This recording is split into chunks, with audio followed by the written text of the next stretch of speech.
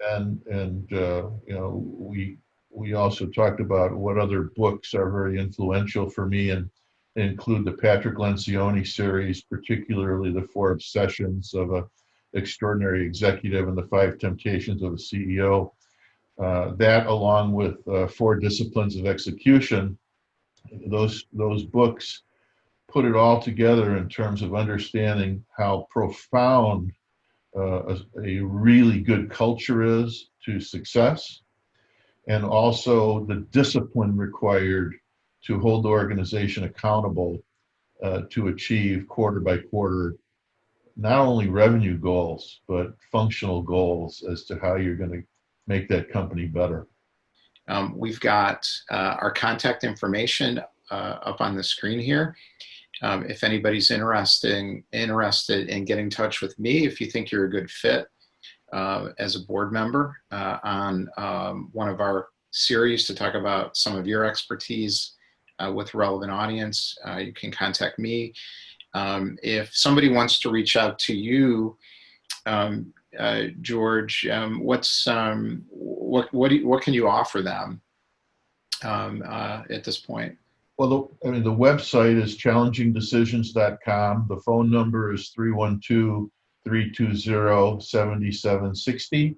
And what we can offer them is an introductory discussion to understand where they're at with their business, what problems are troubling them.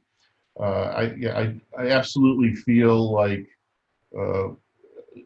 small to mid-sized organization, and by the way, my consulting target is everything from, similar to what you described, is everything from entrepreneurs to SMB CEOs to lower middle market CEOs. So it's quite a line. And the fact is, the smaller the organization is, the more likely they are to benefit from a trusted advisor. And so, people that are looking for a trusted advisor that has been through things before, that has a wide variety of expertise that could be very relevant across some of the areas we described, I'd encourage them to give me a call, and I'd be happy to discuss how we proceed.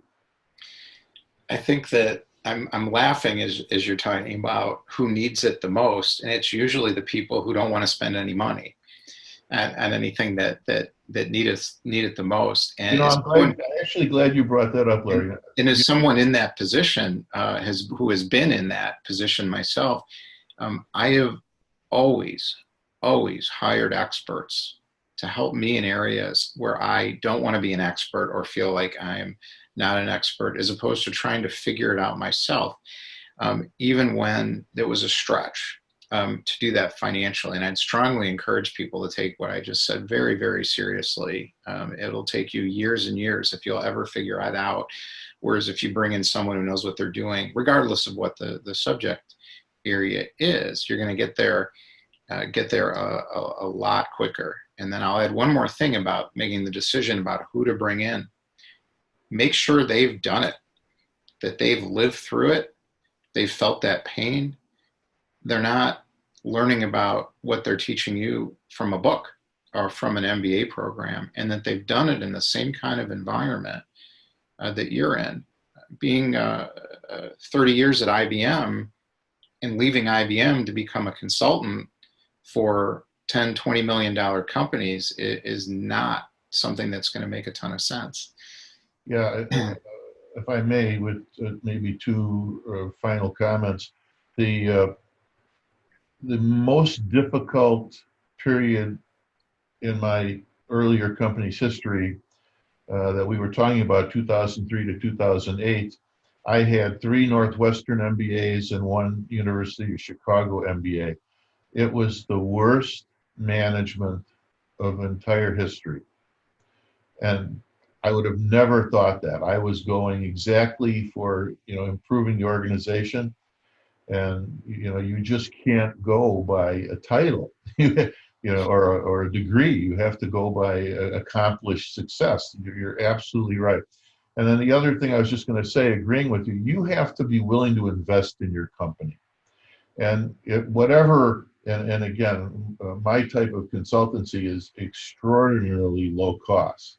It's not McKinsey. It's not, hundreds of thousands of dollars a year. It's very, very affordable. And whether it's investing in a consultant or investing in your business, either way, they're both investing in your business.